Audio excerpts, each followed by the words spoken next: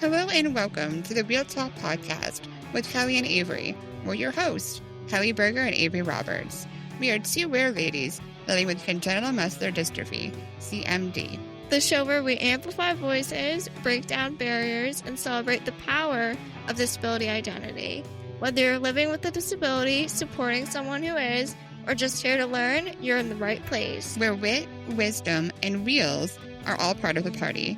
So sit down with us. We're tearing down stereotypes, one reel at a time. It's a front row seat to bold conversations and the thriving disabled lifestyle, and we're ready to get gloriously uncomfortable. Let's get loud, proud, and empowered. Real power, real stories. Today's episode is about something that sounds simple, but isn't: flying. Air travel is often marketed as accessible and inclusive, something available to everyone with options ranging from economy to first class. But for many disabled passengers, especially wheelchair users, the reality is very different once they get to the aircraft door, or even when we get to the airport, just, with TSA and everything. And the whole process. Even when passengers book premium cabins, first class or business class, they may not be able to fully access the seat, the bathroom, or even the full experience they've paid for. And that raises a really important question, and that's, what does it mean when you can buy, a first class ticket but still can't access the seat, the restroom, or service that you've paid for? And so today we're joined by Michele Erwin, founder of All Wheels Up, to explore how airline policies, aircraft design, and accessibility barriers create that gap between what is sold and what is actually usable. Michele's perspective is especially powerful. After a successful career in the fashion industry, working with brands like Ralph Lauren and Calvin Klein, her life changed when her son was diagnosed with spinal muscular atrophy. And that experience led her to found All Wheels Up in 2011, using her business background to push for wheelchair crash testing and aviation and advocate for truly accessible air travel. So thank you so much for being here, Michele. Absolutely, Avery. Thank you so much for inviting me. I'm always excited to talk about all things, accessible air travel. So let's start with the basics. What is first class exclusion? So the idea that even in premium cabins, disabled passengers can still be physically excluded from fully using the space that they purchased. So narrow aisles that don't accommodate wheelchair access, the lack of onboard wheelchairs on some aircraft, inaccessible bathrooms, fixed seating that doesn't allow independent transfer or adjustment, and even just cabin layouts that aren't designed for mobility devices. Those design choices lead to real lived experiences. I know that Kelly and I have experienced it many times too. Just passengers being transferred manually, being separated from companions, relying entirely on airline staff for basic mobility needs that, aren't trained, that well in terms of helping and assisting the disability community. So I think the question really becomes, how is exclusion different from inconvenience? So I would just love to hear kind of what stands out to you based on your work with All Wheels Up. Yeah, I would say that there's a lot to unpack there. I think we can all agree that, accessible air travel in general is very complicated. And I do want to call out that, the airlines are working to make improvements. They hear that, there's difficulty saying in that, I would say business class, scenario where there's difficulty getting into, say, those what I would call like cocoon like seats. And, the industry has, seen that and heard that. And I was just at the Aircraft Interiors Expo, and they now have doors that slide away. So there is the ability for the disability community to transfer now into those business class seats. They also have the armrests that push all the way down. So the armrest is also not in your way as you look to make that transfer. However, things that, the community can do, whether you're traveling in first class or economy, the airlines are supposed to have slide boards for you. And so I would just contact the airlines and say, hey, is that on that, on my plane for that leg of my travel? So I think it's also educating the community on what the airlines are supposed to have on board. And also that, as the community, you can call ahead and plan that to make sure maybe that is on the airplane for your safe transfer. My own family has had this experience. We've been, pretty open about it. My son was awarded a Make-A-Wish. We were, because of his medically complex condition, we were given 2 business class seats, so one of us could travel with him in that business class, but we could not figure out how to safely get him into that seat because of the way he would have needed to be transferred, even with a sling, like a transfer sling. However, I do want to call out that the airlines worked very closely with us to try to accommodate and achieve this. They were very, accommodating it to all of our questions and all of our emails before we ended up just, canceling that trip. So I would say that, if you are a traveler and concerned about transferring into a business class seat, I would just call the airlines and see how they can help accommodate your transfers. And if they have those newer systems on board where there's a slide away door, or, if they can get more tenured staff, which are the wheelchair pushers, to do the transferring. Your onboard flight attendants are not and will not be lifting and transferring you. That is not part of their responsibilities. And when you are, whether you're first class or economy, they can, use an aisle chair to take you to the lavatory, but that is where their responsibility ends. So again, they are not responsible for any of your bathroom needs once they get you to the lavatory. And again, that, I would recommend to any traveler, call your airline, let them know you're coming, prepare, let them know they need to have an onboard wheelchair for possible lavatory needs. It's unfortunate, that you may need to make multiple phone calls and, continue to let them know you're coming. But the more prepared you are and the more you prepare the airline, the better off your air travel experience will be. And we're here as All Wheels Up to just communicate to the community is preparing for your flight is going to, you need to be part of the solution in making your air travel experience better. You can't just show up to the airport without letting them know you're coming. Hopefully I answered some of your questions there. I know that it was a loaded question, and I think that is a perfect segue into something that when I flew for the first time a couple of years ago, and probably like almost 10 years, Kelly's tip to me was to put a sign together that had all the info about my chair's dimensions and put a picture of me on it if I was comfortable, to kind of show that there was a person behind my chair, that this is someone's legs, this is someone's independence. And so that's something that I think about a lot. And I think it's something, it goes along with kind of how we need to kind of be a part of the solution here and kind of do everything that we can before our air travel experience to, hopefully make sure that it's as successful as an experience as it can be. And that we do kind of our part in that way. Exactly. But Yeah, and Avery had mentioned before your personal connection and family connection to the disability space. I'd love to hear kind of how that transpired into creating All Wheels Up, and just like, you mentioned before experience with air travel. I'm just kind of wondering what kind of barriers you did face, which led to the creation of All Wheels Up. Yeah, Kelly, and thank you for also inviting me to be here today. Love being with you both. I do have a child who has spinal muscular atrophy. He is now 19. All Wheels Up is 15 years old this year. He was our inspiration in creating this organization. We were very active in, different organizations for, cures for SMA. But when I had an experience with traveling with my son, I knew my energies needed to shift and I wanted to improve air travel. So originally I wanted to improve air travel for my son. One day I wanted him to go off and go to college or be able to travel for his job. And, now I do this for everyone who has a disability. And, that is this is a very long-term goal. So Yes, I love that. Thank you for sharing that. And I know that your organization is helping so many. So we appreciate all that you're doing. When things do go well, what accommodations do you think make the biggest difference? I think one, communication. I think when communication is going well between the person with a disability and say their family and caregivers to say the airline or airport personnel.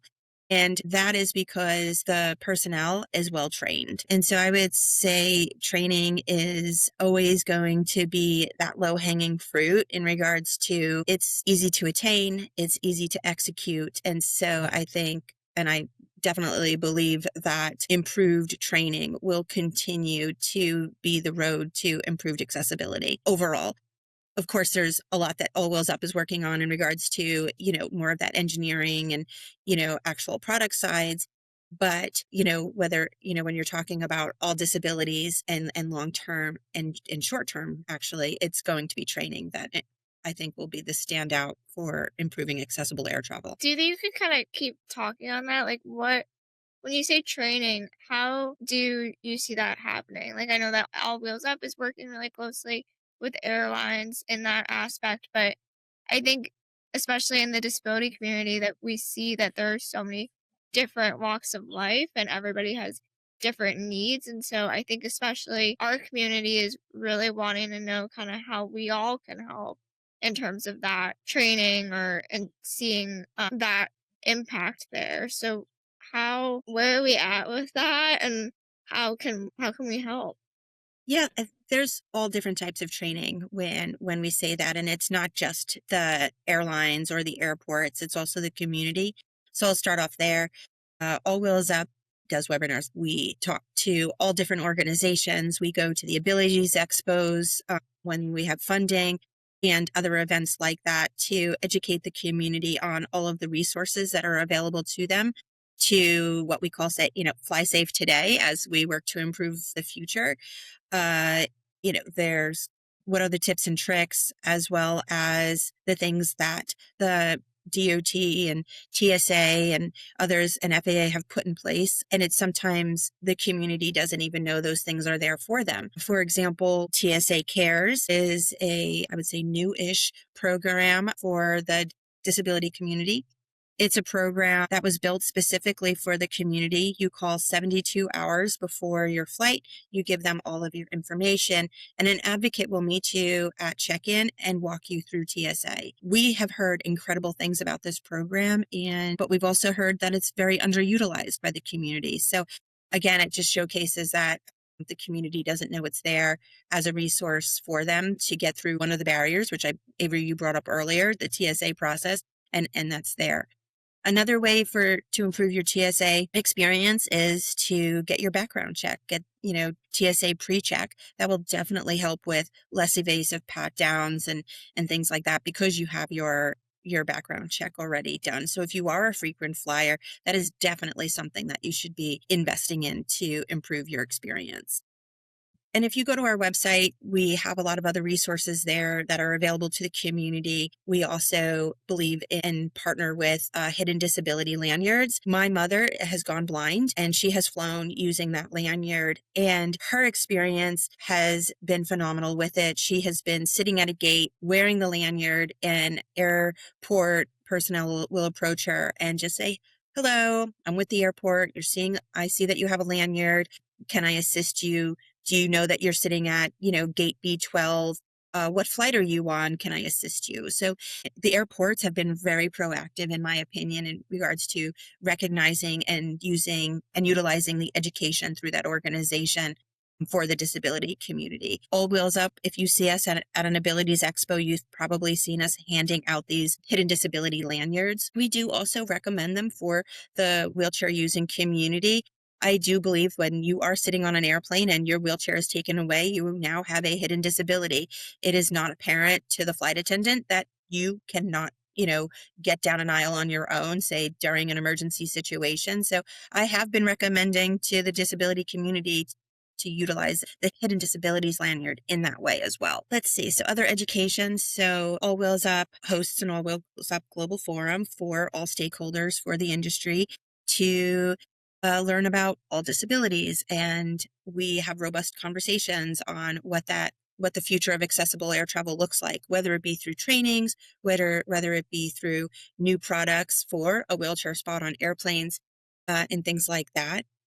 All Wheels Up has recently launched complaint resolution official training for airlines, and we have also launched our CRO services for smaller carriers as well as international carriers. Hopefully by the end of the summer, we will be launching our accessibility training for airlines and airports as well. So we are working to get into this training area. We do believe that more training isn't more training. It needs to be better training. And our training is going to be a little different. We are working through the occupational therapy lens. We have occupational therapists and doctors on our board. And we do believe that that will separate us out from other organizations that are doing similar trainings. That's awesome. That's so good to hear. And I can't wait to see that when it comes out. Let's talk about the system behind all of this. There are disability protections in air travel, at least in the US. I don't know how it is internationally. And then airlines do have obligations around assistance and everything, but clearly gaps remain, especially around wheelchair seats and wheelchair spaces. And I think that that's what the community is the most excited about and the most eager to see come to fruition. There is currently no requirement for fully accessible premium seating, and aircraft cabin design standards, vary widely, and a lot of research has to go into that before you travel. So, Michelle, why do you think that these barriers persist? Like, is it regulation? Is it design limitations? Is it cost concerns? I think anything around accessibility is really connected to budgeting, whether it's, within air travel or not. Or do you think it's like something else entirely different? So I will start off with the wheelchair spot concept. I would say that the industry is not dragging their feet in any way on this. I would say that the total opposite, that the aviation industry is a slow and conservative moving industry. And when I say that, that is not, said in a derogatory way at all. That is the industry. They are conservative for a reason, and it's for everyone's safety. And in acknowledging that when you look at an airplane seat, they have not changed in decades. And then in the last 10 years, we've been able to push through not just legislation asking for a feasibility study for a wheelchair spot on planes, but also in regards to where we had the TRB study, but also multiple manufacturers and OEMs actually having product today ready for testing. One shows the intentions from the industry and the investment that the industry is making. And I would say that there has been no other product in aviation that has moved this quickly. And so while, the community may not necessarily see that or agree with it, as someone who is working very closely with the industry and has retired executives from Boeing and other manufacturers, the FAA and airlines, I can assure you that this is unprecedented. And so hopefully what that shows your community is that the airlines are rallying around the community and they do want to make improvements. But again, the industry needs to make sure that it's safe before they implement any of this. The standards are hopefully going to be ready by the end of this year. And then any OEM ready to go into testing then can start their certification path for a product. Certification takes anywhere between 18 and 24 months. And then the product can go into a catalog for any airline to purchase when they're building their planes. So kind of, giving you a timeline, but that's just on the product side. What we also know is even if there was a product today for the airlines to purchase, they would not know how to operationalize this new feature for the community. And so now All Wheels Up is investing for the next 3 years. How do we operationalize a wheelchair spot for airlines? And we are now partnered with Embry-Riddle to do just that, to do that study and give that information to the airlines. That gives me a lot of hope, right, Kelly? That's so exciting to hear. Yeah, Yeah. that's amazing. Just Yeah, to hear absolutely. that timeline, for sure. So Uh, we know that the roadmap is done by the and has been completed. That was something in, I believe, the 2024 FAA Reauthorization Act mhm. that needed to be completed. And then the next study that needed to be done was the economic feasibility study. And they were not going to be done in parallel based off of the legislation. They needed to be done consecutively. And so we do now that that economic impact study can be done. And so, that will probably take another, hope maybe 3 years to show also the airlines, how this will impact them financially. Interesting. I feel like everybody thinks that progress is so slow, but it's such a good point that like they're conservative because of everybody's safety, and like that's so true. And I think that that's important. I mean, I would prefer to be safe than to just crash test things myself, be the guinea pig. What do you feel like meaningful change will look like policy wise or just in general for accessible air travel? Especially when thinking about that timeline. I mean, that seems really soon. Yeah, for us, I would definitely love to see a wheelchair spot possibly added into the ACAA or the ACAAA now, I believe it's called, because it's going to be updated. But I would like to see hopefully a wheelchair spot execute without a mandate. I'd like to see an airline do this because it's the right thing. They want to do something for the community, but we did see that that did not happen with buses, and so that's how it ended up as a mandate. So I guess the future will tell, right? But for us, as some of our board members say, it's the moonshot, and that's what we feel true accessible air travel is. And just for our listeners, the ACAA or AAA or whatever you For said, sure. Michelle. So the Yeah. Air Carriers Access Act is the law that protects the disability community when traveling in the cabin of an airplane. And so, know your rights when you're traveling, when you're preparing. The ADA does not protect you within the cabin of an airplane. The ADA will protect you while you are in the airport. Okay, perfect. And then just quickly, how do you, I don't know if you know this, but how do you feel like other countries compare when it comes to accessibility in aviation? Because I know that, like, I think people don't realize that the ADA kind of it qualifies when you're in the US, but does it completely change when you get internationally? Like, if you're traveling internationally? So the laws are complicated. So the ADA is very specific to the United States, and the ACAA, which is the Air Carriers Access Act, if you are an international air carrier flying into U.S. airspace and landing in the United States, you will need to follow the ACAA. And so that's, I would say that it kind of muddies the waters a little bit. But there is also other laws out there, which I'm going to be super transparent. I don't know enough about to speak intelligently on it, but there is the Montreal Convention, which I believe is for Canada and the European Union. And I could be very wrong about that.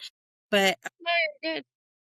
there is a lot out there, but I know that there's other great organizations trying to make improvements as well to what their future of accessible air travel looks like. I do know that Stephanie Cadeau in Canada is doing incredible work to improve accessible air travel in Canada. I know that their Rights on Flights in the UK are doing great things to improve accessible air travel in the UK. And my mind is going blank right now, but there's another wonderful organization in the EU who have also just working on new legislation in the EU to improve accessible air travel there. So there is a movement to improve accessible air travel globally. And I would say that, the blueprint of the ACAA is there for everybody around the world. But there is no other organization, no country rather, that has something similar to the ACAA. Wow, that's great to know. You mentioned a little bit earlier about some innovations and solutions for the future. I'm just curious, from your perspective, what would truly accessible air travel look like for you in 10 years? Like, where do you hope we're at that point? Yes, in 10 years, I would love to see that there are multiple options for the disability community, the wheelchair community. Regardless of your disability, there are options that you are very comfortable with your air travel experience. While our goal is a wheelchair spot on airplanes, we know that there are wheelchair users who absolutely do not want to sit in their wheelchair during their flight, but they still need an improved experience and they want to make sure when they get to their destination that their wheelchair is intact. And so there's products by multiple organizations now flying or in development for the safe stowage of wheelchairs. You have, I believe, Air Canada in Alaska already flying with a wheelchair tray.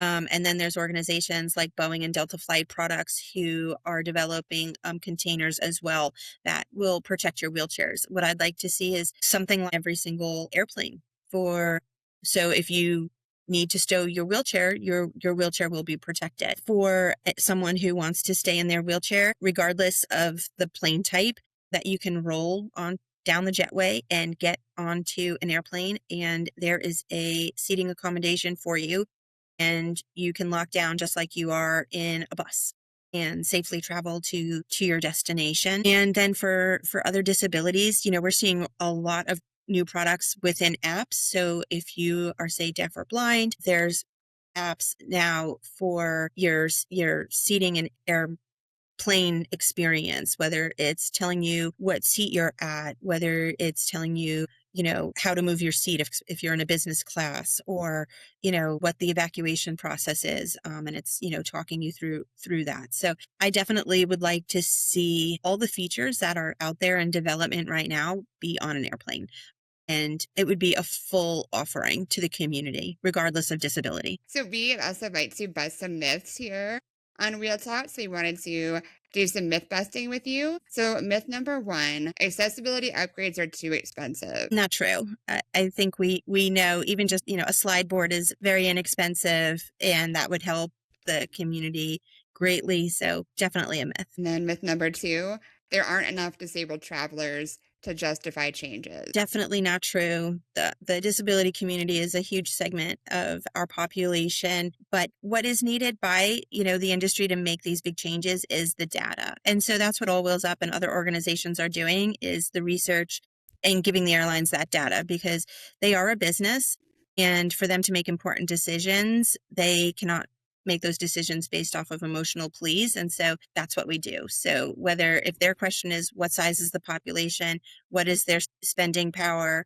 Or, okay, we were the organization that brought crash testing and dynamic testing to the airlines. It's because we understand that they're a business. And that's why All Wheels Up is different than other advocacy groups, because we are an analytical based and fact based organization.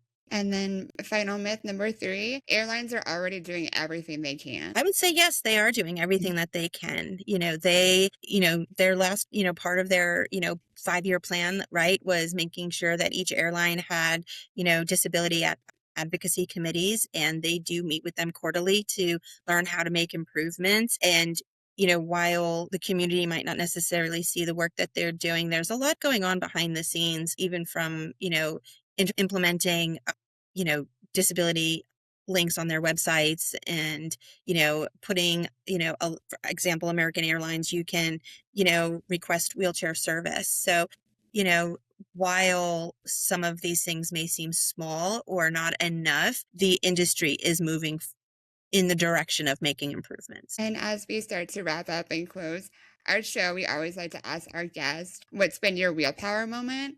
So Michele, is there a time that you felt inspired or moved, or just a kind of a life-altering change for you, what your wheel power moment would be? Yeah, this is a hard one. I don't know. I would say that anytime the community sends me, say, a letter of thanks, I would say that is the wheel power moment, because there are a lot of tough days. We are all volunteers here at All Wheels Up, and so it does get, really discouraging sometimes to give your, what I call 5 to 9 and weekends. So we really do appreciate when the community reaches out and, provides gratitude. As we start to wrap up here, Michele, we want to kind of give our listeners a call to action in terms of air travel accessibility. And so what do you wish more people knew about and understood about air travel accessibility? Yeah, I would say that there isn't somebody sitting behind a desk at any one of these airlines saying, we don't want to improve accessible air travel. They're committed. They're coming to our global forums. They're going to other forums. They're going, they're traveling all over the world to learn about accessibility. And I think that's, something that the community doesn't see, but I do. And so I do talk about it. And then the community also needs to be very much part of the solution. So preparing and prepping for your air travel is going to be a huge task, but something that will make improvements in your experience. And we also encourage listeners to share their air travel stories. We've seen a lot of people in the community get as far as getting on news networks and, outlets in that way to really raise awareness of our experiences in air travel and report accessibility barriers and support organizations like All Wheels Up and Rights on Flights. And I'm sure there are more that are actively pushing for it. Absolutely. I would also recognize National Accessible Air Travel Day. Yeah. It's on August 20th, and, it's a day that we use to raise awareness for the need to improve accessible air travel.